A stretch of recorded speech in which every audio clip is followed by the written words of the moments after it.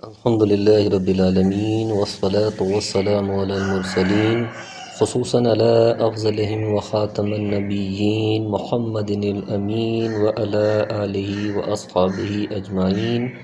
أما بعد فأعوذ بالله من الشيطان الرجيم. بسم الله الرحمن الرحيم. إني توكلت على الله ربي وربكم ما من دابة إلا هو آخذ بناصيتها إن ربي على صراط مستقيم. صدق اللہ العظیم. رب اشرح لي صدری ويسر لي أمري واحلل عقدة من لساني يفقهوا قولي واجعل لي وزيرا من أهلي آمین یا رب العالمین. فرمایا من دونه فقیدونی جمیعا ثم لا تنظرون. اچھا تم سب مل کر میرے خلاف چالے چلو اور مجھے بالکل بھی مہلت نہ دو، اور اگر تم میری بات پر یقین نہیں ہے بلکہ تم اپنے اس دعوے میں سچے ہو کہ یہ بت کچھ کر سکتے ہیں تو لو میں حاضر ہوں، تم اور تمہارے معبود سب مل کر میرے خلاف کچھ کر کے دکھاؤ. مزید اس سے نبی کے اس انداز کا پتہ چلتا ہے وہ کس قدر بصیرت پر ہوتا ہے کہ اسے اپنے حق پر ہونے کا یقین ہوتا ہے. انی توکلت علی اللہ ربی و ربکم. فرمایا میرا بھروسہ صرف اللہ تعالیٰ پر ہی ہے جو میرا اور تمہارا سب کا پروردگار ہے. ما من دابۃ الا هو آخذ بناصیتها ان ربی علی صراط مستقیم. جتنے بھی پاؤں دھرنے والے ہیں سب کی پیشانی وہی تھامے ہوئے ہے، یعنی جس ذات کے ہاتھ میں ہر چیز کا قبضہ و تصرف ہے وہ وہی ذات ہے جو میرا اور تمہارا رب ہے. میرا توکل اسی پر ہے. مقصد ان الفاظ سے حضرت ہود علیہ السلام کا یہ ہے کہ جن کو تم نے اللہ کا شریک ٹھہرا رکھا ہے ان پر بھی اللہ ہی کا قبضہ و تصرف ہے. اللہ تعالیٰ ان کے ساتھ جو چاہے کر سکتا ہے، وہ کسی کا کچھ نہیں کر سکتے. فرمایا یقیناً میرا رب بالکل صحیح راہ پر ہے، یعنی وہ جو توحید کی دعوت دے رہا ہے یقیناً یہ دعوت ہی صراط مستقیم ہے. اسی پر چل کر نجات اور کامیابی سے ہمکنار ہو سکتے ہو، اور اسی صراط مستقیم سے اعراض و انحراف تباہی و بربادی کا باعث ہے. فَإِن تَوَلُّوا فَقَدْ أَبْلَغْتُكُم مَّا أُرْسِلْتُ بِهِ إِلَيْكُمْ وَيَسْتَخْلِفْ رَبِّي قَوْمًا غَيْرَكُمْ وَلَا تَضُرُّونَهُ شَيْئًا إِنَّ رَبِّي عَلَىٰ كُلِّ شَيْءٍ حَفِيظٌ. فرمایا پس اگر تم روگردانی کرو تو کرو، میں تو تمہیں وہ پیغام پہنچا چکا جو کہ میری طرف بھیجا گیا تھا، یعنی اس کے بعد میری ذمہ داری ختم اور تم پر حجت تمام ہو گئی. میرا رب تمہارا قائم مقام اور لوگوں کو کر دے گا اور تم اس کا کچھ بھی بگاڑ نہ سکو گے. یعنی تمہیں تباہ کر کے تمہاری زمینوں اور املاک کا وہ دوسروں کو مالک بنا دے تو وہ ایسا کرنے پر قادر ہے، تم اس کا کچھ نہیں بگاڑ سکتے، بلکہ وہ اپنی مشیت و حکمت کے مطابق ایسا کرتا ہے. یقیناً میرا پروردگار ہر چیز پر نگہبان ہے، یعنی وہ مجھے تمہارے مکر و فریب اور سازشوں سے بھی محفوظ رکھے گا اور شیطانی چالوں سے بھی بچائے گا. علاوہ ازیں ہر نیک و بد کو ان کے اعمال کے مطابق اچھی اور بری جزا بھی دے گا. وَلَمَّا جَاءَ أَمْرُنَا نَجَّيْنَا هُودًا وَالَّذِينَ آمَنُوا مَعَهُ بِرَحْمَةٍ مِّنَّا وَنَجَّيْنَاهُم مِّنْ عَذَابٍ أَلِيمٍ. فرمایا جب ہمارا حکم آ پہنچا تو ہم نے ہود کو اور اس کے مسلمان ساتھیوں کو اپنی خاص رحمت سے نجات عطا فرمائی اور ہم نے ان سب کو سخت عذاب سے بچا لیا. سخت عذاب سے مراد وہی الریح العقیم تیز آندھی کا عذاب ہے جس کے ذریعے سے حضرت ہود علیہ السلام کی قوم عاد کو ہلاک کیا گیا اور جس سے حضرت ہود علیہ السلام اور ان پر ایمان لانے والوں کو بچا لیا گیا. وَتِلْكَ عَادٌ جَحَدُوا بِآيَاتِ رَبِّهِمْ وَعَصَوْا رُسُلَهُ وَاتَّبَعُوا أَمْرَ كُلِّ جَبَّارٍ عَنِيدٍ. فرمایا یہ تھی وہ قوم عاد جنہوں نے اپنے رب کی آیات کا انکار کیا اور اس کے رسولوں کی نافرمانی کی. عاد کی طرف صرف ایک نبی حضرت ہود علیہ السلام ہی بھیجے گئے تھے. یہاں اللہ تبارک و تعالیٰ نے فرمایا کہ انہوں نے اللہ کے رسولوں کی نافرمانی کی. اس سے یا تو یہ واضح کرنا مقصود ہے کہ ایک رسول کی تکذیب یہ گویا تمام رسولوں کی، تمام انبیاء کی تکذیب ہے، کیونکہ تمام رسول اور پر ایمان رکھنا ضروری ہے، یا مطلب یہ ہے کہ یہ قوم اپنے کفر و انکار میں اتنی بڑھ چکی تھی کہ حضرت ہود علیہ السلام کے بعد اگر ہم اس قوم میں متعدد رسول بھی بھیجتے تو یہ قوم ان سب کی تکذیب ہی کرتی، اور اسے قطعاً یہ امید نہیں تھی کہ وہ کسی بھی رسول پر ایمان لے آتی، کیونکہ سب کا مشن ایک ہی تھا. یا ہو سکتا ہے کہ وہ اور بھی انبیاء بھیجے گئے اور اس قوم نے ہر ایک کی تکذیب کی ہو. فرمایا ہر ایک سرکش نافرمان کے حکم کی تابع داری کی، یعنی اللہ کے پیغمبروں کی تو تکذیب کی، لیکن جو لوگ اللہ کے حکموں سے سرکشی کرنے والے اور نافرمان تھے ان کی اس قوم نے پیروی کی. وَأُطْبِعُوا فِي هَذِهِ الدُّنْيَا لَعْنَةً وَيَوْمَ الْقِيَامَةِ أَلَا إِنَّ عَادًا كَفَرُوا رَبَّهُمْ أَلَا بُعْدًا لِعَادٍ قَوْمٍ ہود۔ فرمایا دنیا میں بھی ان کے پیچھے لعنت لگا دی گئی اور قیامت کے دن بھی۔ یعنی لعنہ کا معنی مطلب ہے اللہ کی رحمت سے دوری، امور خیر سے محرومی اور لوگوں کی طرف سے ملامت و بیزاری۔ دنیا میں لعنت اس طرح کے اہل ایمان میں ان کا ذکر ہمیشہ ملامت و بیزاری کے انداز میں ہوگا، اور قیامت میں اس طرح کہ وہاں علی رؤوس الاشحاذ ذلت و رسوائی سے دوچار اور عذاب الہی میں مبتلا ہوں گے۔ فرمایا دیکھ لو قوم عاد نے اپنے رب سے کفر کیا، ہود کی قوم عاد پر دوری ہو۔ بود کا یہ لفظ رحمت سے دوری اور لعنت ہلاکت کے معنی کے لیے ہے، جیسا کہ اس سے قبل بھی وضاحت کی جا چکی ہے۔ وَإِلَىٰ ثَمُودَ أَخَاهُمْ صَالِحًا قَالَ يَا قَوْمِ اعْبُدُوا اللَّهَ مَا لَكُم مِّنْ إِلَٰهٍ غَيْرُهُ وَأَنشَأَكُم مِّنَ الْأَرْضِ وَاسْتَعْمَرَكُم فِيهَا فَاسْتَغْفِرُوهُ ثُمَّ تُوبُوا إِلَيْهِ إِنَّ رَبِّي قَرِيبٌ مُّجِيبٌ۔ فرمایا اور قوم سمود کی طرف ان کے بھائی صالح کو بھیجا، اس نے کہا کہ اے میری قوم تم اللہ کی عبادت کرو، اس کے سوا تمہارا کوئی معبود نہیں۔ وَإِلَىٰ سَمُود عطف ہے ما قبل، یعنی وَأَرْسَلْنَا إِلَىٰ سَمُودَ، ہم نے سمود کی طرف بھیجا۔ یہ قوم تبوک اور مدینہ کے درمیان مدائن صالح ہجر میں رہائش پذیر تھی، اور یہ قوم عاد کے بعد ہوئی۔ حضرت صالح علیہ السلام کو یہاں بھی سمود کا بھائی کہا ہے، جس سے مراد انہی کے خاندان اور قبیلے کا ایک فرد ہے۔ حضرت صالح علیہ السلام نے بھی سب سے پہلے اپنی قوم کو توحید کی دعوت دی، جس طرح کہ تمام انبیاء کا طریق رہا ہے۔ فرمایا اسی نے تمہیں زمین سے پیدا کیا ہے، یعنی ابتداً تمہیں زمین سے پیدا کیا، وہ اس طرح کہ تمہارے باپ آدم علیہ السلام کی تخلیق مٹی سے ہوئی، اور تم انسان صلب آدم علیہ السلام سے پیدا ہوئے۔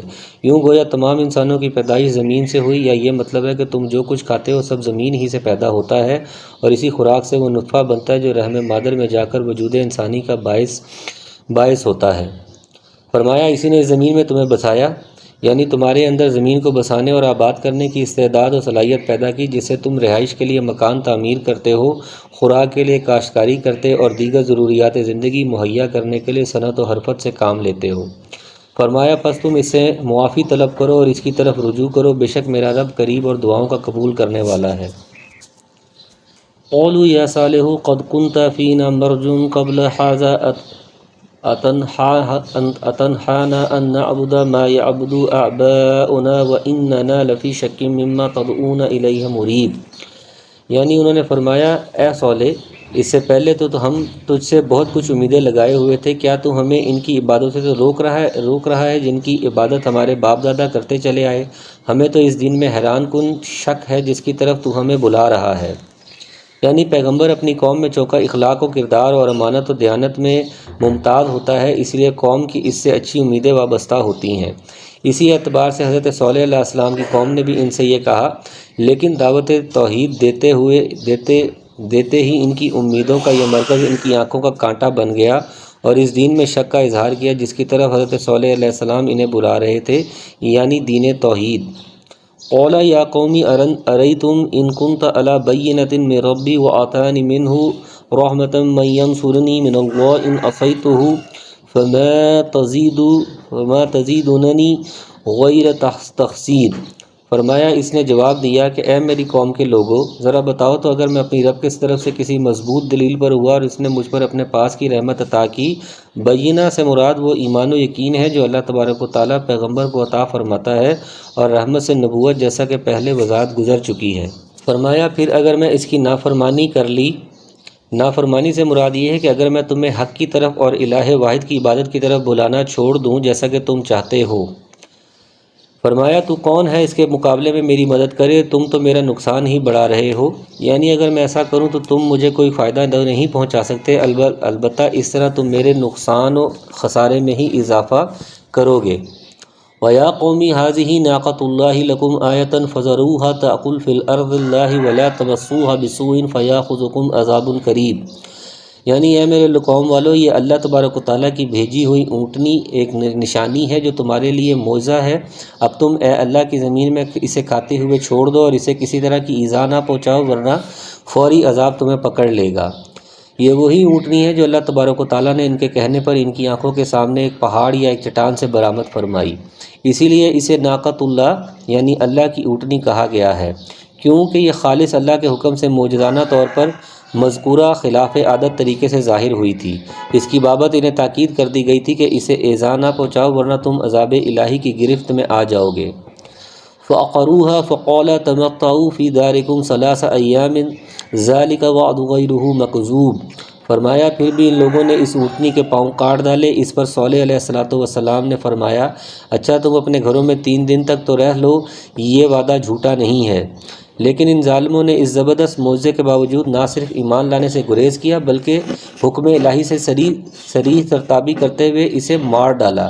اس کے بعد انہیں 3 دن کی مہلت دے دی گئی کہ 3 دن کے بعد تمہیں عذاب کے ذریعے سے ہلاک کر دیا جائے گا۔ فَلَمَّا جَاءَ أَمْرُنَا نَجَّيْنَا صَالِحًا وَالَّذِينَ آمَنُوا مَعَهُ بِرَحْمَةٍ مِنَّا وَمِنْ خِزْيٍ يَوْمَئِذٍ إِنَّ رَبَّكَ هُوَ الْقَوِيُّ الْعَزِيزُ۔ فرمایا پھر جب ہمارا فرمان آ پہنچا ہم نے صالح علیہ السلام کو اور ان پر ایمان لانے والوں کو اپنی رحمت سے اس سے بھی بچا لیا، اور اس دن کی رسوائی سے بھی۔ یقیناً تیرا رب نہایت توانا اور غالب ہے۔ اس سے مراد وہی عذاب ہے جو وعدے کے مطابق چوتھے دن آیا، اور حضرت صالح علیہ السلام اور ان پر ایمان لانے والوں کے سوا سب کو ہلاک کر دیا گیا۔ وَأَخَذَ الَّذِينَ ظَلَمُوا الصَّيْحَةُ فَأَصْبَحُوا فِي دِيَارِهِمْ جَاثِمِينَ۔ فرمایا ظالموں کو بڑے زور کی چنگھاڑ نے آ دبوچا۔ یہ عذاب صیحہ یعنی چیخ زور کی کڑک کی صورت میں آیا۔ بعض کے نزدیک یہ حضرت جبرائیل علیہ السلام کی چیخ تھی، اور بعض کے نزدیک آسمان سے آئی تھی، جس سے ان کے دل پارا پارا ہو گئے اور ان کی موت واقعہ ہو گئی۔ اس کے بعد یا اس کے ساتھ ہی بوچال رجفہ بھی آیا جس نے سب کچھ تہہ و بالا کر دیا، جیسا کہ سورہ اعراف آیت نمبر 78 میں فرمایا فَأَخَذَتْهُمُ الرَّجْفَةُ کے الفاظ ہیں۔ پھر تو وہ اپنے گھروں میں اوندھے پڑے رہ گئے۔ جس طرح پرند مرنے کے بعد زمین پر مٹی کے ساتھ پڑا ہوتا ہے، اسی طرح یہ موت سے ہمکنار ہو کر منہ کے بل زمین پر پڑے رہے۔ كَأَن لَّمْ يَغْنُوا فِيهَا أَلَا إِنَّ ثَمُودَ كَفَرُوا رَبَّهُمْ أَلَا بُعْدًا لِّثَمُودَ۔ فرمایا قوم سمود نے اپنے رب سے کفر کیا، سن لو اے سمود پر پھٹکار ہے۔ وَلَقَدْ جَاءَتْ رُسُلُنَا إِبْرَاهِيمَ بِالْبُشْرَىٰ قَالُوا سَلَامًا قَالُوا سَلَامًا فَمَا لَبِثَ أَن جَاءَ بِعِجْلٍ حَنِيذٍ۔ فرمایا اور ہمارے بھیجے ہوئے پیغامبر ابراہیم علیہ السلام کے پاس خوشخبری لے کر پہنچے۔ یہ دراصل حضرت لوط علیہ السلام اور ان کی قوم کے قصے کا ایک حصہ ہے۔ حضرت لوط علیہ السلام حضرت ابراہیم علیہ السلام کے چچا زاد بھائی تھے۔ حضرت لوط علیہ السلام کی بستی بحیرہ میت کے جنوب مشرق میں تھی، جبکہ حضرت ابراہیم علیہ السلام فلسطین میں مقیم تھے۔ جب حضرت لوط علیہ السلام کی قوم کو ہلاک کرنے کا فیصلہ کر لیا گیا تو ان کی طرف فرشتے بھیجے گئے۔ یہ فرشتے قوم لوط علیہ السلام کی طرف جاتے ہوئے راستے میں حضرت ابراہیم علیہ السلام کے پاس ٹھہرے اور انہیں بیٹے کی بشارت دی۔ فرمایا سلام، یعنی سلمنا علیک سلامن، ہم آپ پر سلام عرض کرتے ہیں۔ انہوں نے بھی جواب سلام دیا۔ جس طرح پہلا سلام ایک فعل مقدر کے ساتھ منصوب ہے، اسی طرح یہ سلام مبتداً یا خبر ہونے کی بنا پر مرفوع ہے۔ عبارت ہوگی امرکم سلام یا علیکم سلام، اور بغیر کسی تاخیر کے ابراہیم علیہ السلام گائے کا بنا ہوا بچڑا لے آئے۔ حضرت ابراہیم علیہ السلام بڑے مہمان نواز تھے۔ وہ یہ نہیں سمجھ پائے کہ یہ فرشتے ہیں جو انسانی صورت میں آئے ہیں اور کھانے پینے سے معذور ہیں، بلکہ انہوں نے انہیں مہمان سمجھا اور فوراً مہمانوں کی خاطر تواضع کے لیے بھنا ہوا بچڑا لا کر ان کی خدمت میں پیش کر دیا۔ نیز اس سے یہ معلوم ہوا کہ مہمانوں سے پوچھنے کی ضرورت نہیں، بلکہ جو موجود ہو حاضر خدمت کر دیا جائے۔ فَلَمَّا رَأَىٰ أَيْدِيَهُمْ لَا تَصِلُ إِلَيْهِ نَكِرَهُمْ أَوْجَسَ مِنْهُمْ خِيفَةً قَالُوا لَا تَخَفْ إِنَّا أُرْسِلْنَا إِلَىٰ قَوْمِ لُوطٍ۔ اب جو ابراہیم علیہ السلام نے دیکھا کہ ان کے تو ہاتھ بھی اس کی طرف نہیں پہنچ رہے، تو ان سے اجنبیت محسوس کر کے دل ہی دل میں ان سے خوف کرنے لگے۔ ابراہیم علیہ السلام نے جب دیکھا کہ ان کے ہاتھ کھانے کی طرف بڑھ ہی نہیں رہے تو انہیں خوف محسوس ہوا۔ کہتے ہیں کہ ان کے ہاں یہ چیز معروف تھی کہ آئے ہوئے مہمان اگر ضیافت سے فائدہ نہ اٹھاتے تو سمجھا جاتا تھا کہ آنے والے مہمان کسی اچھی نیت سے نہیں آئے۔ اس سے یہ بھی معلوم ہوا کہ اللہ کے پیغمبروں کو غیب کا علم نہیں ہوتا۔ اگر ابراہیم علیہ السلام غیب دان ہوتے تو بھنا ہوا بچڑا بھی نہ لاتے اور ان سے خوف بھی محسوس نہ کرتے۔ انہوں نے کہا ڈرو نہیں، ہم تو قوم لوط کی طرف بھیجے ہوئے ہیں۔ اس خوف کو فرشتوں نے محفوظ کیا، یا تو ان آثار سے جو ایسے موقعوں پر انسان کے چہرے پر ظاہر ہوتے ہیں، یا اپنی گفتگو میں حضرت ابراہیم علیہ السلام نے اس کا اظہار فرمایا، جیسے کہ دوسرے مقام پر وضاحت ہے انا منکم وجلون، ہمیں تو تم سے ڈر لگتا ہے۔ چنانچہ فرشتوں نے کہا ڈرو نہیں، آپ جو سمجھ رہے ہیں ہم وہ نہیں ہیں، بلکہ اللہ کی طرف سے بھیجے گئے ہیں اور ہم قوم لوط علیہ السلام کی طرف جا رہے ہیں۔ وامرأته قائمة فضحكت فبشرناها بإسحاق من وراء إسحاق یعقوب۔ ابراہیم علیہ السلام کی بیوی جو کھڑی ہوئی تھی وہ ہنس پڑی تو ہم نے اسے اسحاق کے اور اس اسحاق کے پیچھے یعقوب کی خوشخبری دی۔ ابراہیم علیہ السلام کی اہلیہ کیوں ہنسی؟ بعض کہتے ہیں کہ قوم لوط علیہ السلام کی فساد انگیزیوں سے وہ بھی آگاہ تھیں، ان کی ہلاکت کی خبر سے انہوں نے مسرت محسوس کی۔ بعض کہتے ہیں اس لیے ہنسی آئی کہ دیکھو آسمانوں سے ان کی ہلاکت کا فیصلہ ہو چکا ہے اور یہ قوم غفلت کا شکار ہے۔ اور بعض کہتے ہیں کہ تقدیم و تاخیر ہے اور اس ہنسنے کا تعلق اس بشارت سے ہے جو فرشتوں نے اس بوڑھے جوڑے کو دی، واللہ عالم۔ قالت یا ویلتا آئلد وانا عجوز وحاذا بالی شیخا ان ھذا لشیء عجیب۔ وہ کہنے لگیں ہائے میری کمبختی، میرے ہاں اولاد کیسے ہو سکتی ہے؟ میں خود بڑھیا اور یہ میرے خاوند بھی بہت بڑی عمر کے ہیں، یہ تو یقیناً بڑی عجیب بات ہے۔ یہ اہلیہ حضرت سارہ علیہ السلام تھی جو خود بھی بوڑھی تھی اور ان کے شوہر حضرت ابراہیم علیہ السلام بھی بوڑھے تھے، اس لیے تعجب ایک فطری امر تھا جس کا اظہار ان سے ہوا۔ قالوا اتعجبین من امر اللہ رحمت اللہ وبرکاتہ علیکم اہل البیت انہ حمید مجید۔ فرشتوں نے کہا کہ کیا تو اللہ کی قدرت سے تعجب کر رہی ہے؟ یہ استفہام انکار کے لیے، یعنی تو اللہ تعالیٰ کے قضاء و قدر پر کس طرح تعجب کا اظہار کرتی ہے جبکہ اس کے لیے کوئی چیز مشکل نہیں، اور نہ وہ اسباب عادیہ کا ہی محتاج ہے، وہ تو جو چاہتا ہے اس کے لیے لفظ کن ہو جا سے معرض وجود میں آ جاتا ہے۔ فرمایا تم پر اے اس گھر کے لوگوں اللہ کی رحمت اور اس کی برکتیں نازل ہوں، بے شک اللہ حمد و ثنا کا سزاوار اور بڑا شان والا ہے۔ حضرت ابراہیم علیہ السلام کی اہلیہ محترمہ کو یہاں فرشتوں نے اہل بیت سے یاد کیا اور دوسرے ان کے لیے جمع مذکر مخاطب علیکم کا صیغہ استعمال کیا، جس سے ایک بات تو یہ ثابت ہو گئی کہ اہل بیت میں سب سے پہلے انسان کی بیوی شامل ہوتی ہے، دوسرے یہ کہ اہل بیت کے لیے جمع مذکر کے صیغے کا استعمال بھی جائز ہے، جیسا کہ سورہ احزاب 33 میں اللہ تعالیٰ نے رسول اللہ صلی اللہ علیہ وسلم کی ازواج مطہرات کو بھی اہل بیت کہا ہے اور انہیں جمع مذکر کے صیغے سے مخاطب کیا ہے۔ فلما ذهب عن ابراہیم الروع وجاءته البشرى یجادلنا فی قوم لوط۔ جب ابراہیم علیہ السلام کا ڈر خوف جاتا رہا اور اسے بشارت بھی پہنچ چکی تو ہم سے قوم لوط کے بارے میں کہنے سننے لگے۔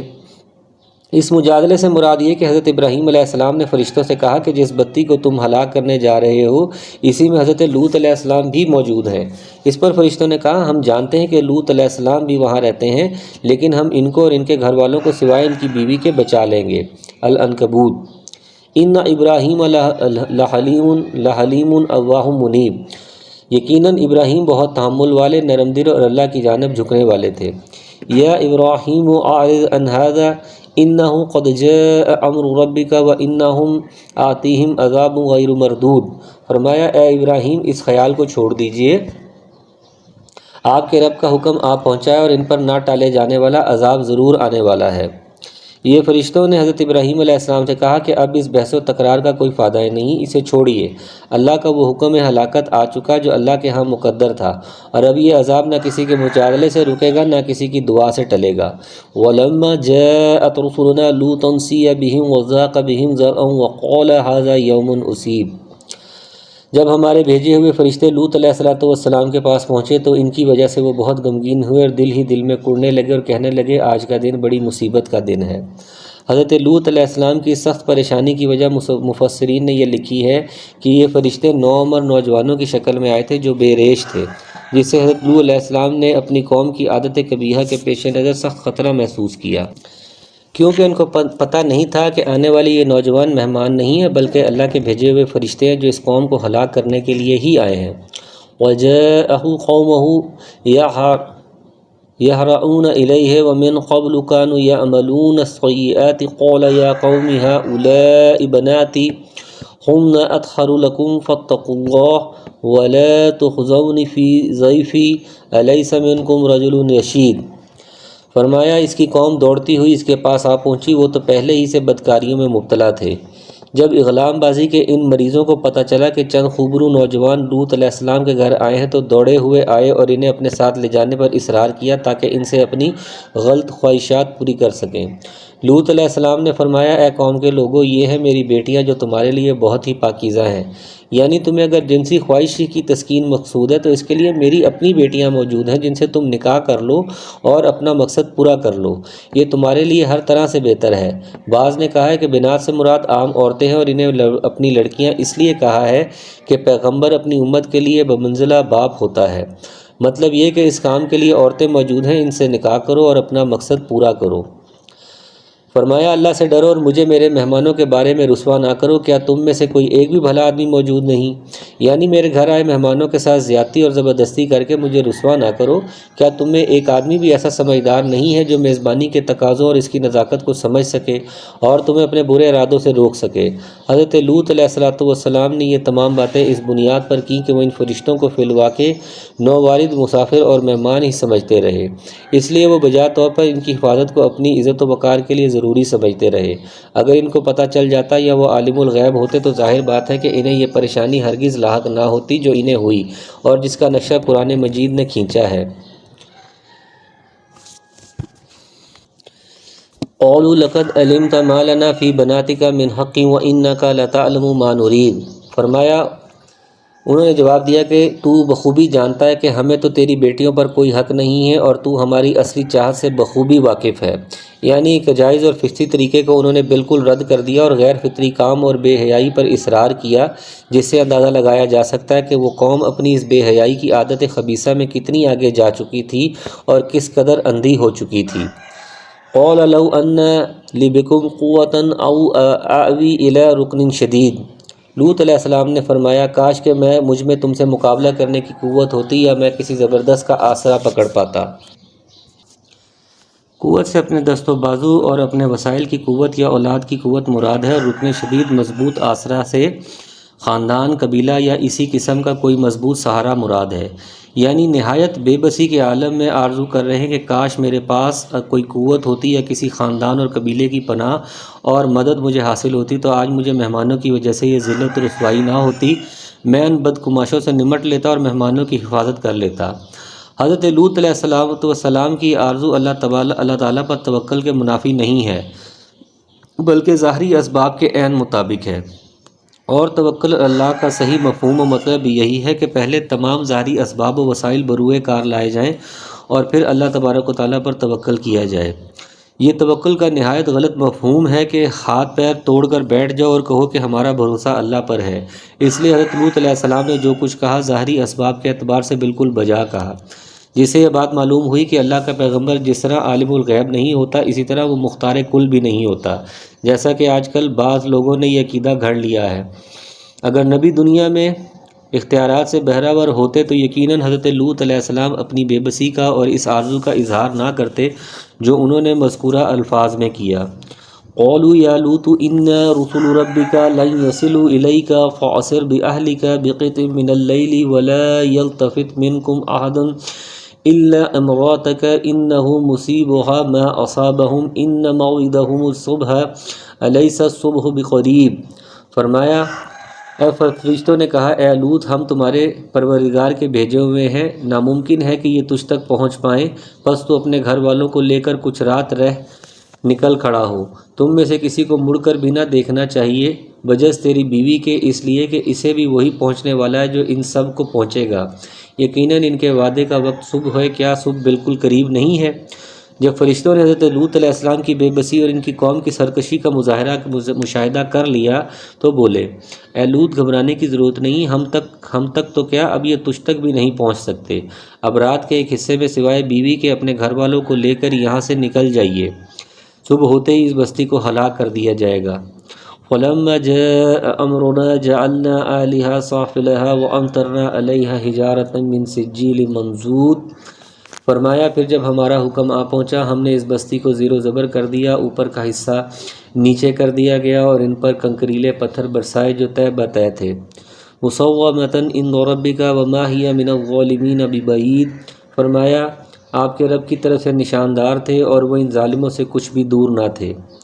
اس آیت مبارکہ میں ہیا کا مرجع بعض مفسرین کے نزدیک وہ نشان زدہ کنکریلے پتھر ہیں جو ان پر برسائے گئے، اور بعض کے نزدیک اس کا مرجع وہ بستیاں ہیں جو ہلاک کی گئیں اور جو شام اور مدینہ کے درمیان تھیں، اور ظالمین سے مراد مشرکین مکہ اور دیگر مکذبین ہیں، مقصد ان کو ڈرانا ہے کہ تمہارا حشر بھی ویسا ہو سکتا ہے جس سے گزشتہ قومیں دوچار ہوئیں۔ وَإِلَىٰ مَدْيَنَ أَخَاهُمْ شُعَيْبًا قَالَ يَا قَوْمِ اعْبُدُوا اللَّهَ مَا لَكُم مِّنْ إِلَٰهٍ غَيْرُهُ وَلَا تَنقُصُوا الْمِكْيَالَ وَالْمِيزَانَ إِنِّي أَرَاكُمْ بِخَيْرٍ وَإِنِّي أَخَافُ عَلَيْكُمْ عَذَابَ يَوْمٍ مُحِيطٍ۔ فرمایا ہم نے مدین والوں کی طرف ان کے بھائی شعیب کو بھیجا۔ مدین کی تحقیق کے لیے دیکھیے سورہ اعراف۔ شعیب علیہ السلام نے فرمایا، اے میری قوم، اللہ کی عبادت کرو، اس کے سوا تمہارا کوئی معبود نہیں، اور تم ناپ تول میں بھی کمی نہ کرو۔ توحید کی دعوت دینے کے بعد اس قوم میں جو نمایاں اخلاقی خرابی ناپ تول میں کمی کی تھی، اس سے انہیں منع فرمایا۔ ان کا معمول یہ بن چکا تھا کہ جب ان کے پاس فروخت کنندہ بائع اپنی چیز لے کر آتا تو اس سے ناپ اور تول میں زائد چیز لیتے، اور جب خریدار مشتری کو کوئی چیز فروخت کرتے تو ناپ میں بھی کمی کر دیتے اور تول میں بھی ڈنڈی مار لیتے۔ فرمایا میں تو تمہیں آسودہ حال دیکھ رہا ہوں، یعنی یہ اس منع کرنے کی علت ہے کہ جب اللہ تعالیٰ تم پر اپنا فضل پہلے ہی کر رہا ہے اور اس نے تمہیں آسودگی اور مال و دولت سے نوازا ہے تو پھر تم یہ کبھی حرکت کیوں کرتے ہو؟ فرمایا مجھے تم پر گھیرنے والے دن کے عذاب کا خوف بھی ہے۔ یہ دوسری علت ہے کہ اگر تم اپنی اس حرکت سے باز نہ آئے تو پھر اندیشہ ہے کہ قیامت والے دن کے عذاب سے تم نہ بچ سکو گے۔ گھیرنے والے دن سے مراد قیامت کا دن ہے کہ اس دن کوئی گناہ گار مواخذہ الہی سے بچ سکے گا، نہ بھاگ کر کہیں چھپ سکے گا۔ وَيَا قَوْمِ أَوْفُوا الْمِكْيَالَ وَالْمِيزَانَ بِالْقِسْطِ وَلَا تَبْخَسُوا النَّاسَ أَشْيَاءَهُمْ وَلَا تَعْثَوْا فِي الْأَرْضِ مُفْسِدِينَ۔ فرمایا اے میری قوم، ناپ تول انصاف کے ساتھ پوری کرو، لوگوں کو ان کی چیزیں کم نہ دو اور زمین میں فساد اور خرابی نہ مچاؤ۔ انبیاء علیہ السلام کی دعوت دو اہم بنیادوں پر مشتمل ہوتی ہے۔ نمبر 1 حقوق اللہ کی ادائیگی، نمبر 2 حقوق العباد کی ادائیگی۔ اول ذکر کی طرف لفظ اعبد اللہ اور آخر ذکر کی جانب ولا تنقصوا المکیال سے اشارہ کیا گیا، اور اب تاکید کے طور پر انہیں انصاف کے ساتھ پورا ناپ تول کا حکم دیا جا رہا ہے اور لوگوں کو چیزیں کم کر کے دینے سے منع کیا جا رہا ہے، کیونکہ اللہ تعالیٰ کے ہاں یہ بھی ایک بہت بڑا جرم ہے، اور اللہ تعالیٰ نے ایک پوری صورت میں اس جرم کی شناعت و قباحت اور اس کی اخروی سزا بیان فرمائی۔ وَيْلٌ لِّلْمُطَفِّفِينَ الَّذِينَ إِذَا اقْتَالُوا عَلَى النَّاسِ يَسْتَوْفُونَ وَإِذَا قَالُوهُمْ أَوْ وَزَنُوهُمْ يُخْسِرُونَ۔ مطففین کے لیے ہلاکت ہے، یہ وہ لوگ ہیں جب لوگوں سے ناپ تول کرتے ہیں تو پورا کر لیتے ہیں، اور جب دوسروں کو ناپ کر یا تول کر دیتے ہیں تو کم کر دیتے ہیں۔ فرمایا زمین میں فساد اور خرابی نہ مچاؤ، یعنی اللہ کی نافرمانی سے، بالخصوص جن کا تعلق حقوق العباد سے ہو، جیسے یہاں ناپ تول کی کمی بیشی میں ہے، زمین میں یقیناً فساد اور بگاڑ پیدا ہوتا ہے جس سے انہیں منع کیا گیا۔ بقیت اللہ خیر لکم ان کنتم مؤمنین وما انا علیکم بحفیظ۔ فرمایا اللہ تعالیٰ کا حلال کیا ہوا جو بچ رہے تمہارے لیے بہت ہی بہتر ہے اگر تم ایمان والے ہو۔ بقیت اللہ سے مراد وہ نفع ہے جو ناپ تول میں کسی قسم کی کمی کیے بغیر دیانت داری کے ساتھ سودا دینے کے بعد حاصل ہو۔ یہ چوکا حلال و طیب ہے اور خیر و برکت بھی اسی میں ہے، اس لیے اللہ کا بقیہ قرار دیا گیا ہے۔ فرمایا میں تم پر کچھ نگہبان اور داروغہ نہیں ہوں، یعنی میں تمہیں صرف تبلیغ کر سکتا ہوں، تمہیں سمجھا سکتا ہوں، اور وہ اللہ کے حکم سے کر رہا ہوں، لیکن برائیوں سے میں تمہیں روک دوں یا اس پر سزا دوں یہ میرے اختیار میں نہیں ہے۔ ان دونوں باتوں کا اختیار صرف اللہ تبارک و تعالیٰ کے پاس ہے۔ قولوا یا شعیب اصلواتک تأمرک ان نترک ما یعبد آباؤنا او ان نفعل فی اموالنا ما نشاء انک لانت الحلیم الرشید۔ فرمایا انہوں نے جواب دیا کہ اے شعیب، کیا تیری صلاۃ تجھے یہی حکم دیتی ہے؟ صلاۃ سے مراد عبادت دین یا تلاوت ہے کہ ہم اپنے باپ دادوں کے معبودوں کو چھوڑ دیں اور ہم اپنے مالوں میں جو کچھ چاہیں اس کا کرنا بھی چھوڑ دیں۔ اس سے مراد بعض مفسرین کے نزدیک زکوٰۃ و صدقات ہیں، جس کا حکم ہر آسمانی مذہب میں دیا گیا ہے۔ اللہ کے حکم سے زکوٰۃ و صدقات کا اخراج اللہ کے نافرمانوں پر نہایت شاق گزرتا ہے، اور وہ سمجھتے ہیں کہ جب ہم اپنی محنت و لیاقت سے مال کماتے ہیں تو اس کے خرچ کرنے یا نہ کرنے پر ہم پر پابندی کیوں ہو؟ اس کا کچھ حصہ ایک مخصوص مد کے لیے نکالنے پر ہمیں مجبور کیوں کیا جائے؟ اسی طریقے سے کمائی اور تجارت میں حلال و حرام اور جائز و ناجائز کی پابندی بھی ایسے لوگوں پر نہایت گراں گزرتی ہے۔ ممکن ہے ناپ تول میں کمی سے روکنے کو بھی انہوں نے اپنے مالی تصرفات میں دخل در معقولات سمجھا ہو اور ان الفاظ میں اس سے انکار کیا ہو، دونوں ہی مفہوم اس کے صحیح ہیں۔ فرمایا تو بڑا ہی باوقار اور نیک دل آدمی ہے۔ حضرت شعیب علیہ السلام کے لیے یہ الفاظ انہوں نے بطور استہزاء اور تمسخر کہے تھے۔ قال یا قومی ارأیتم ان کنت علی بینۃ من ربی وارزقنی منہ رزقا حسنا وما ارید ان اخالفکم الی ما انہاکم عنہ۔ فرمایا اے میری قوم، دیکھو تو اگر میں اپنے رب کی طرف سے روشن دلیل لیے ہوں، اس نے مجھے اپنے پاس سے بہترین روزی دے رکھی ہے۔ رزق حسن کا دوسرا مفہوم نبوت بھی بیان کیا گیا ہے۔ فرمایا میرا یہ ارادہ بالکل نہیں ہے کہ تمہارے خلاف کر کے خود اس چیز کی طرف جھک جاؤں جس سے تمہیں روک رہا ہوں، یعنی جس کام سے میں تمہیں روکوں تم سے خلاف ہو کر میں خود کروں، ایسا نہیں ہو سکتا۔ ان اريد الا لاصلاح ما استطعت وما توفیقی الا باللہ علیہ توکلت والیہ انیب۔ فرمایا خود اس چیز کی طرف جھک جاؤں جسے تمہیں روک رہا ہوں، میرا ارادہ تو اپنی طاقت بھر اصلاح کرنے کا ہے، میری توفیق اللہ ہی کی مدد سے ہے، اسی پر میرا بھروسہ اور اسی کی طرف میں رجوع کرتا ہوں۔ یعنی میں تمہیں جس کام کے کرنے یا جس سے رکنے کا حکم دیتا ہوں، اس سے مقصد اپنی مقدور بھر تمہاری اصلاح ہی ہے، یعنی حق تک پہنچنے کا جو میرا ارادہ ہے وہ اللہ کی توفیق سے ہی ممکن ہے، اس لیے تمام معاملات میں میرا بھروسہ اسی پر ہے اور اسی کی طرف میں رجوع کرتا ہوں۔ وَيَا قَوْمِ لَا يَجْرِمَنَّكُمْ شِقَاقِي أَن يُصِيبَكُم مِّثْلُ مَا أَصَابَ قَوْمَ نُوحٍ أَوْ قَوْمَ هُودٍ أَوْ قَوْمَ صَالِحٍ وَمَا قَوْمُ لُوطٍ مِّنكُم بِبَعِيدٍ۔ فرمایا اے میری قوم کے لوگوں، کہیں ایسا نہ ہو کہ تم کو میری مخالفت ان عذابوں کا مستحق بنا دے جو قوم نوح، قوم ہود، قوم صالح کو پہنچے، اور قوم لوط تو تم سے کچھ دور بھی نہیں، یعنی ان کی جگہ تم سے دور نہیں یا اس سبب میں تم سے دور نہیں جو ان کے عذاب کا معجب بنا۔ وَاسْتَغْفِرُوا رَبَّكُمْ ثُمَّ تُوبُوا إِلَيْهِ إِنَّ رَبِّي رَحِيمٌ وَدُودٌ۔ فرمایا تم اپنے رب سے استغفار کرو اور اس کی طرف توبہ کرو، یقین مانو کہ میرا رب بڑی مہربانی والا اور بہت محبت کرنے والا ہے۔ قالوا یا شعیب ما نفقه كثيرا مما تقول وإنا لنراك فينا ضعيفا ولولا رحتك لرجمناك وما أنت علينا بعزيز۔ فرمایا انہوں نے کہا اے شعیب تیری اکثر باتیں تو ہماری سمجھ میں ہی نہیں آتی، یا تو انہوں نے بطور مذاق اور تحقیر کہا، درا حالانکہ ان کی باتیں ان کے لیے ناقابل فہم نہیں تھیں۔ اس صورت میں یہاں فہم کی نفی مجازن ہوگی یا ان کا مقصد ان باتوں کے سمجھنے سے معذوری کا اظہار ہے جن کا تعلق غیب سے ہے، مثلا بعث بعد الموت، حشر نشر، جنت و دوزخ وغیرہ، اس لحاظ سے فہم کی نفی حقیقتاً ہوگی۔ فرمایا ہم تو تجھے اپنے اندر بہت کمزور پاتے ہیں۔ یہ کمزوری جسمانی لحاظ سے تھی، جیسا کہ بعض کا خیال ہے کہ حضرت شعیب علیہ السلام کی بینائی کمزور تھی یا وہ نحیف و لاغر جسم کے تھے، اس اعتبار سے انہیں کمزور کہا کہ وہ خود بھی مخالفین سے تنہا مقابلہ کرنے کی سخت نہیں رکھتے تھے۔ کہا اگر تیرے قبیلے کا خیال نہ ہوتا تو ہم تو تجھے سنسار کر دیتے اور ہم تجھے کوئی حیثیت والی ہستی نہیں گنتے۔ حضرت شعیب علیہ السلام کا قبیلہ کہا جاتا ہے کہ ان کا پشتیبان نہیں تھا، لیکن وہ قبیلہ چونکہ کفر و شرک میں اپنی ہی قوم کے ساتھ تھا، اس لیے اپنے ہم مذہب ہونے کی وجہ سے اس قبیلے کا لحاظ بہرحال حضرت شعیب علیہ السلام کے ساتھ سخت رویہ اختیار کرنے اور انہیں نقصان پہنچانے میں مانی تھا، لیکن چونکہ تیرے قبیلے کی حیثیت بہرحال ہمارے دلوں میں موجود ہے، اس لیے ہم درگزر کر رہے ہیں۔ قال یا قومی ارحتی اعز علیکم من اللہ واتخذتموہ وراءکم ظہریہ ان ربی بما تعملون محیط۔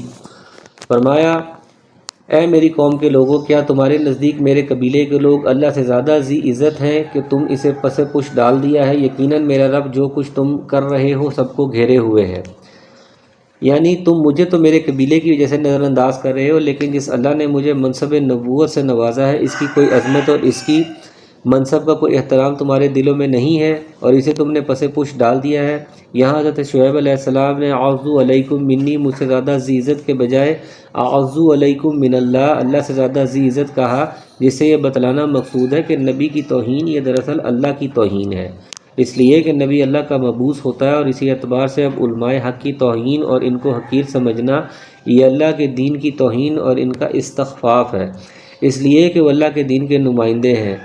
وَاتَّخَذْتُمُوهُ میں ہا کا مرجع اللہ ہے، اور مطلب یہ ہے کہ اللہ کے اس معاملے کو جسے لے کر اس نے مجھے بھیجا ہے اسے تم نے پس پش ڈال دیا اور اس کی تم کوئی پرواہ ہی نہیں کرتے۔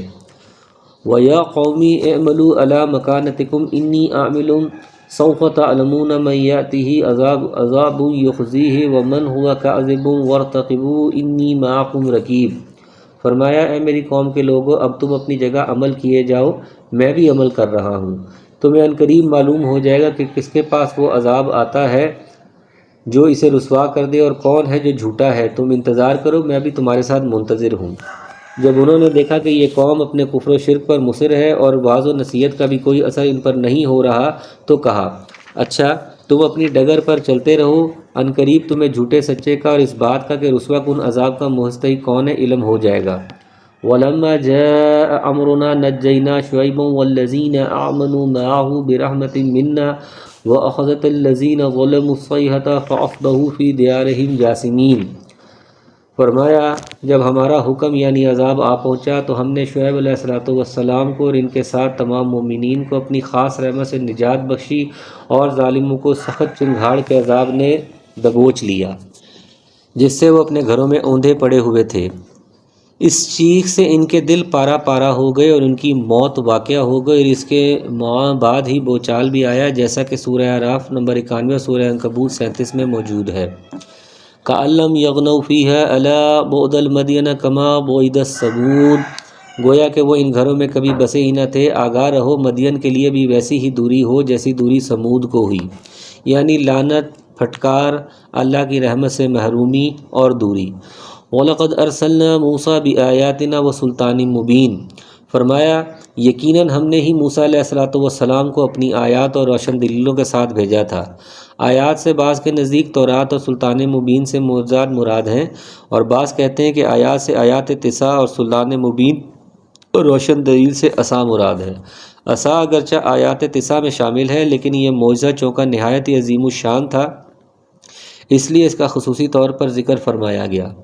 إِلَىٰ فِرْعَوْنَ وَمَلَئِهِ فَاتَّبَعُوا أَمْرَ فِرْعَوْنَ وَمَا أَمْرُ فِرْعَوْنَ بِرَشِيدٍ، فرمایا فرعون اور اس کے سرداروں کی طرف پھر بھی ان کے لوگوں نے فرعون کے احکام کی پیروی کی اور فرعون کا کوئی حکم درست تھا ہی نہیں۔ ملاعون قوم کے اشراف اور ممتاز قسم کے لوگوں کو کہا جاتا ہے، اس کی تشریح پہلے گزر چکی ہے۔ فرعون کے ساتھ اس کے دربار کے ممتاز لوگوں کا نام اس لیے لیا گیا ہے کہ اشراف قوم ہی ہر معاملے کے ذمہ دار ہوتے تھے اور قوم انہی کے پیچھے چلتی تھی۔ اگر یہ حضرت موسیٰ علیہ السلام پر ایمان لے آتے تو یقیناً فرعون کی ساری قوم ایمان لے آتی۔ رشیدن ذی رشد کے معنی میں ہے، یعنی بات تو حضرت موسیٰ علیہ السلام کی رشد و ہدایت والی تھی لیکن اسے ان لوگوں نے رد کر دیا اور فرعون کی بات جو رشد و ہدایت سے دور تھی اس کی انہوں نے پیروی کی۔ یقدم قومہ یوم القیامت فَأَوْرَدَهُمُ النَّارُ وَبِئْسَ الْوِرْدُ الْمَوْرُودُ، فرمایا وہ تو قیامت کے دن اپنی قوم کا پیشرو ہو کر یعنی سردار ہو کر ان سب کو دوزخ میں جا کر کھڑا کر دے گا۔ یعنی فرعون جس طرح دنیا میں ان کا رہبر اور پیشرو تھا، قیامت والے دن بھی یہ آگے آگے ہی ہوگا اور اپنی قوم کو اپنی قیادت میں جہنم میں لے کر جا کر کھڑا کر دے گا۔ وہ بہت ہی برا گھاٹ ہے جس پر لا کھڑے کیے جائیں گے۔ ویردن پانی کے گھاٹ کو کہتے ہیں جہاں پیاسے جا کر اپنی پیاس بجھاتے ہیں، لیکن یہاں جہنم کو ورد کہا گیا۔ مورود وہ مقام ہے یعنی گھاٹ جہاں جہنم میں جس میں لوگ لے جائے جائیں گے، یعنی جگہ بھی بری اور جانے والے بھی برے۔ اعاذنا اللہ منہ۔ وَأُتْبِعُوا فِي هَٰذِهِ لَعْنَةً وَيَوْمَ الْقِيَامَةِ بِئْسَ الرِّفْدُ الْمَرْفُودُ، فرمایا ان پر تو اس دنیا میں بھی لعنت چپکا دی گئی اور قیامت کی دن بھی برا انعام ہے جو دیا گیا۔ لعنت سے پھٹکار اور رحمت الہی سے دوری و محرومی ہے، گویا دنیا میں بھی وہ رحمت الہیہ سے محروم اور آخرت میں بھی اس سے محروم ہی رہیں گے اگر ایمان نہ لائے۔ رفد انعام اور عطیہ کو کہا جاتا ہے، یہاں لعنت کو رفد کہا گیا ہے اسی لیے اسے برا انعام قرار دیا گیا ہے۔ مرفوض سے مراد وہ انعام جو کسی کو دیا جائے، یہ الرفد کی تاکید ہے۔ ذالک من انباء القرآن نقصہ علیک منہا قائم و حسید، فرمایا بستیوں کی یہ بعض خبریں جنہیں ہم آپ کے سامنے بیان فرما رہے ہیں، ان میں سے بعض تو موجود ہیں اور بعض کی فصلیں کٹ گئی ہیں۔ قائم سے مراد وہ بستیاں جو اپنی چھتوں پر قائم ہیں، اور حسید بمانی محسود سے مراد وہ بستیاں ہیں جو کٹی ہوئی کھیتیوں کی طرح نابود ہو گئیں۔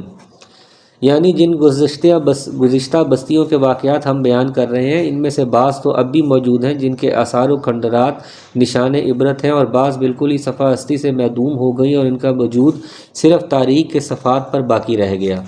وَمَا ظَلَمْنَاهُمْ وَلَكِنْ ظَلَمُوا أَنفُسَهُمْ فَمَا أَغْنَتْ عَنْهُمْ آلِهَتُهُمْ الَّتِي يَدْعُونَ مِن دُونِ اللَّهِ مِن شَيْءٍ لَمَّا جَاءَ أَمْرُ رَبِّكَ وَمَا زَادَهُمْ غَيْرَ تَتْبِيبٍ۔ فرمایا ہم نے ان پر کوئی ظلم نہیں کیا، یعنی ان کو عذاب اور ہلاکت سے دوچار کر کے، بلکہ خود انہوں نے ہی اپنے اوپر ظلم کیا کفر و معاصی کا ارتکاب کر کے، اور انہیں ان کے معبودوں نے کوئی فائدہ نہ پہنچایا جنہیں وہ اللہ کے سوا پکارا کرتے تھے، جبکہ تیرے پروردگار کا حکم آ پہنچا، بلکہ اور ان کا نقصان ہی انہوں نے بڑھا دیا۔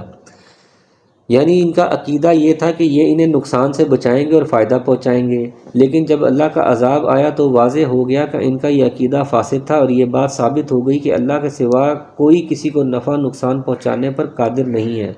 وَكَذَلِكَ أَخْذُ رَبِّكَ إِذَا أَخَذَ الْقُرْآنَ وَهِيَ ظَالِمَةٌ إِنَّ أَخْذَهُ أَلِيمٌ شَدِيدٌ۔ فرمایا آپ کے پروردگار کی پکڑ کا یہی طریقہ ہے، جبکہ وہ بستیوں کے رہنے والے ظالموں کو پکڑتا ہے، بے شک اس کی پکڑ دکھ دینے والی ہے اور نہایت سخت ہے۔ یعنی جس طرح گزشتہ بستیوں کو اللہ تبارک و تعالیٰ نے تباہ و برباد کیا، آئندہ بھی وہ ظالموں کی اسی طرح گرفت کرنے پر قادر ہے۔ حدیث مبارکہ میں آتا ہے کہ نبی صلی اللہ علیہ وسلم نے فرمایا، ان اللہ لا یملی للظالم حتی اذا اخذہ لم یفلتہ، یعنی اللہ تبارک و تعالیٰ یقیناً ظالم کو مہلت دیتا ہے، لیکن جب اس کی گرفت کرنے پر آتا ہے تو پھر اس طرح اچانک کرتا ہے کہ پھر مہلت نہیں دیتا۔ ان فی ذلک لآیۃ لمن خاف عذاب الآخرہ ذلک یوم مجموع لہ الناس وذلک یوم مشہود۔ فرمایا یقیناً اس میں ان لوگوں کے لیے نشان عبرت ہے جو قیامت کے عذاب سے ڈرتے ہیں، یعنی مواخذہ الہی میں یا ان واقعات میں جو عبرت و موعظت کے لیے بیان کیے گئے ہیں۔ وہ دن جس میں سب لوگ حاضر کیے جائیں گے، اور وہ دن ہے جس میں سب حاضر کیے جائیں گے، یعنی حساب اور بدلے کے لیے۔ وَمَا نُؤَخِّرُهُ إِلَّا لِأَجْلٍ مَّعْدُودٍ۔ فرمایا اسے ہم جو ملتوی کرتے ہیں وہ صرف ایک مدت معین تک ہے، یعنی کہ قیامت کے دن میں تاخیر کی وجہ صرف یہ ہے کہ اللہ تبارک و تعالیٰ نے اس کے لیے ایک وقت معین کیا ہوا ہے، جبکہ وہ وقت مقرر آئے گا تو ایک لمحے کی بھی تاخیر نہیں کی جائے گی۔ یوم یاتی لا تکلم نفس الا باذنہ فمنہم شقی و سعید۔ فرمایا جس دن وہ آ جائے گی مجال نہ ہوگی کہ اللہ کی اجازت کے بغیر کوئی بات بھی کر لے، سو ان میں کوئی بدبخت ہوگا اور کوئی نیک بخت ہوگا۔ گفتگو نہ کرنے سے مراد کسی کو اللہ تعالیٰ سے کسی طرح کی بات یا شفاعت کرنے کی ہمت نہیں ہوگی، الا یہ کہ وہ اجازت دے دے۔ طویل حدیث شفاعت میں ہے، رسول اللہ صلی اللہ علیہ وسلم نے فرمایا، وَلَا يَتَكَلَّمُ يَوْمَئِذٍ إِلَى الرُّسُلُ وَدَعَوَى الرُّسُلُ يَوْمَئِذٍ اللَّهُمَّ سَلِّمْ سَلِّمْ، یعنی اس دن انبیاء کے علاوہ کسی کو گفتگو کی ہمت نہ ہوگی، اور انبیاء علیہ السلام کی زبانوں پر بھی اس دن صرف یہی ہوگا کہ یا اللہ ہمیں بچا لے، ہمیں بچا لے۔ فَأَمَّا الَّذِينَ شَقُّوا فَفِي النَّارِ لَهُمْ فِيهَا زَفِيرٌ وَشَهِيقٌ۔ فرمایا جو بخت ہوئے وہ دوزخ میں ہوں گے، وہاں چیخیں گے، چلائیں گے۔ خالدین فیہا ما دامت السماوات والارض الا ما شاء ربک ان ربک فعال لما یرید۔ فرمایا وہ وہیں ہمیشہ ہمیش رہیں گے جب تک کہ آسمان و زمین برقرار ہیں، سوائے اس وقت کے جو تمہارا رب چاہے، یقیناً آپ کا رب جو کچھ چاہے کر گزرتا ہے۔ ان الفاظ سے بعض لوگوں کو یہ مغالطہ لگا ہے کہ کافروں کے لیے جہنم کا عذاب دائمی نہیں ہے بلکہ مؤقت ہے، یعنی اس وقت تک رہے گا جب تک آسمان و زمین رہیں گے، لیکن یہ بات صحیح نہیں ہے، کیونکہ یہاں ما دامت السماوات والارض اہل عرب کے روزمرہ کی گفتگو اور محاورے کے مطابق نازل ہوا ہے۔ عربوں کی عادت تھی کہ جب کسی چیز کا دوام ثابت کرنا مقصود ہوتا تو وہ کہتے تھے کہ ھذا دائم دوام السماوات والارض، یہ چیز اسی طرح ہمیشہ رہے گی جس طرح آسمان و زمین کا دوام ہے۔ اسی محاورے کو قرآن کریم میں استعمال کیا گیا ہے، جس کا مطلب یہ ہے کہ اہل کفر و شرک جہنم میں ہمیشہ ہمیش رہیں گے، جس کو قرآن نے متعدد جگہ خالدین فیہا ابدا کے الفاظ سے ذکر کیا ہے۔ ایک دوسرا مفہوم اس کا یہ بھی بیان کیا گیا کہ آسمان و زمین سے مراد جنس ہے، یعنی دنیا کے آسمان و زمین اور ہیں جو فنا ہو جائیں گے، لیکن آخرت کے آسمان و زمین ان کے علاوہ اور ہوں گے، جیسا کہ قرآن کریم میں اس کی صراحت ہے۔ یوم تتبدل الارض غیر الارض والسماوات، یعنی اس دن یہ زمین دوسری زمین سے بدل دی جائے گی اور آسمان بھی بدل دیے جائیں گے، اور آخرت کے یہ آسمان و زمین جنت اور دوزخ کی طرح ہمیشہ ہمیش رہیں گے۔ اس آیت مبارکہ میں یہی آسمان و زمین مراد ہے، نہ کہ دنیا کے آسمان و زمین جو فنا ہو جائیں گے۔ ان دونوں مفاہیم میں سے کوئی بھی مفہوم مراد لے لیا جائے، آیت کا مفہوم واضح ہو جاتا ہے اور وہ اشکال پیدا نہیں ہوتا جو مذکور ہو۔ امام شوکانی نے اس کے اور بھی کئی مفہوم بیان کیے ہیں جنہیں اہل علم ملاحظہ فرما سکتے ہیں۔ وَأَمَّا الَّذِينَ صُعِدُوا فَفِي الْجَنَّةِ خَالِدِينَ فِيهَا مَا دَامَتِ السَّمَاوَاتُ وَالْأَرْضُ إِلَّا مَا شَاءَ رَبُّكَ عَطَاءً غَيْرَ مَجْذُوذٍ۔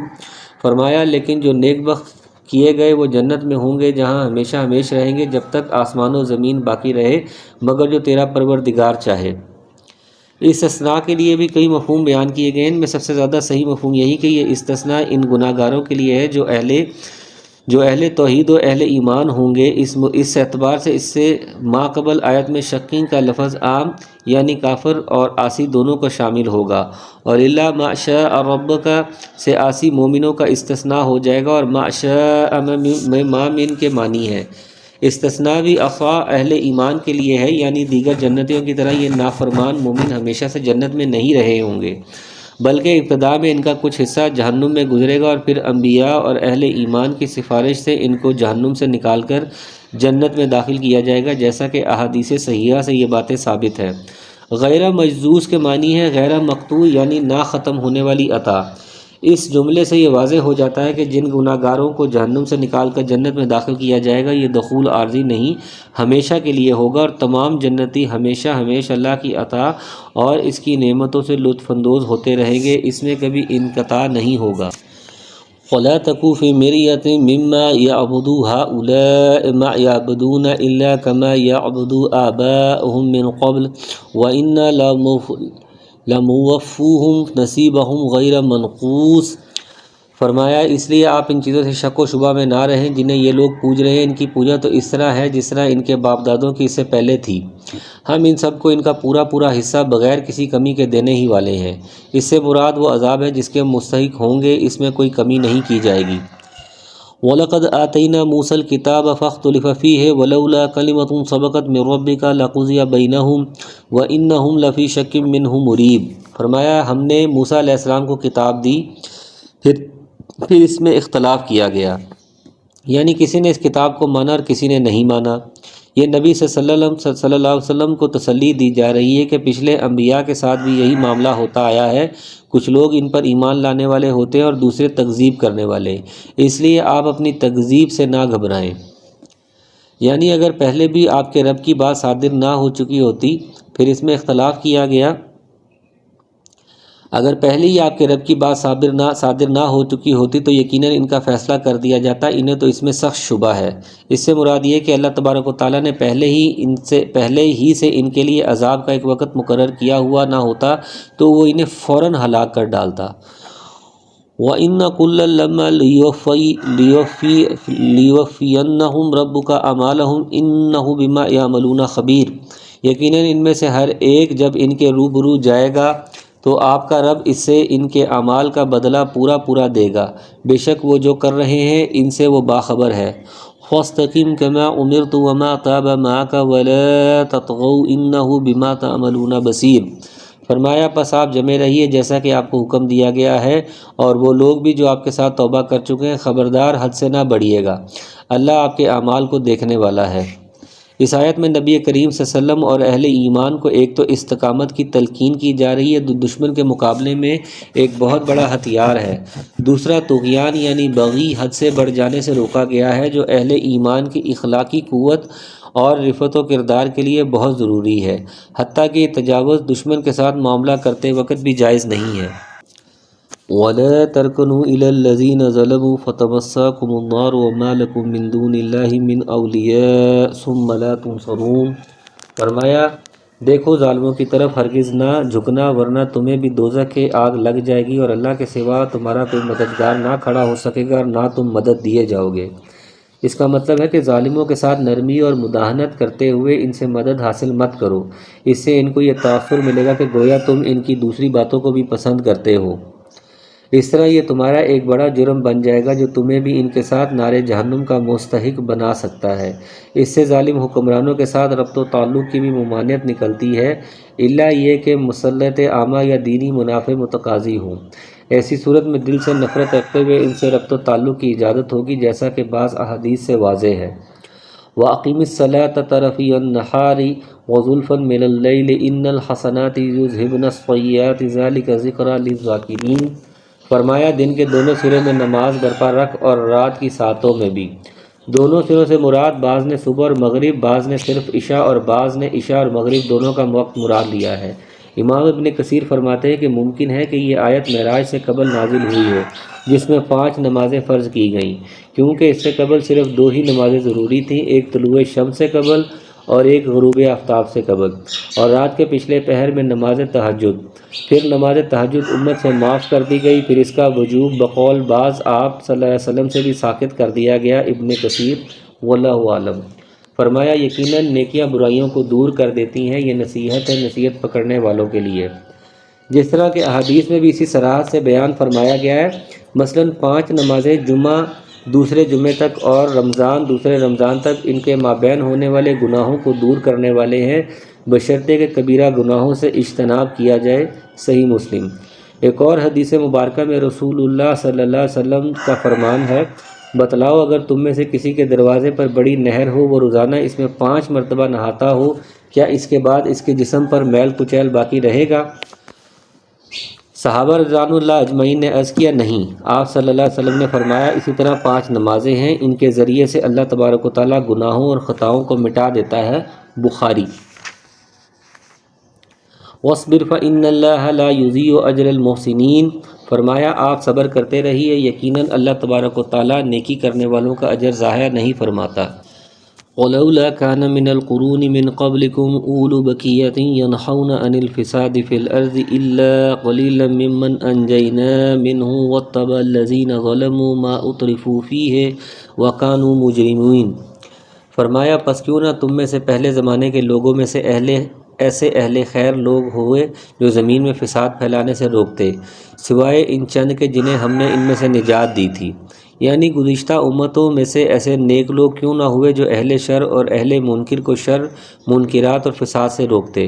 پھر فرمایا ایسے لوگ تھے تو صحیح لیکن بہت تھوڑے، جنہیں ہم نے اس وقت نجات دے دی جب دوسروں کو عذاب کے ذریعے سے ہلاک کیا گیا۔